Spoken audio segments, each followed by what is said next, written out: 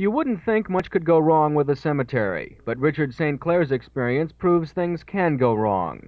Mr. St. Clair's great-grandfather is buried here in Oakland Cemetery, but he had never visited the grave until early this year.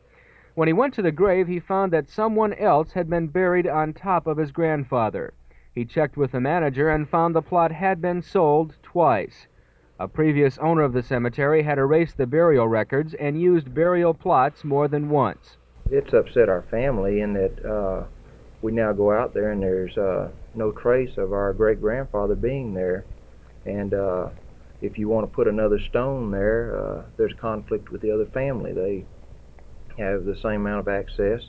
And other than the records indicating that he's buried there in the funeral home records, there's no trace of him being buried in that cemetery there. Nothing can really be done to compensate the St. Clairs, but consumers can take action to protect themselves when buying plots. First, there is a difference in cemeteries. Some are perpetual care cemeteries regulated by the state banking department. Some are not. Perpetual care parks have to guarantee the care of the grave. Second, a buyer should get a deed for his plot.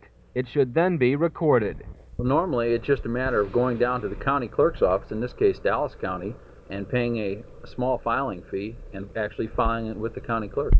Sometimes the cemetery will do the filing, but the buyer should take nothing for granted. He should take an actual look at the cemetery plot he's buying. Some East Coast cemeteries are now burying people standing up and on top of each other. That's perfectly legal, but it's offensive to some people. The buyer should know exactly what he's getting at the time of purchase. Byron Harris, Channel 8 News.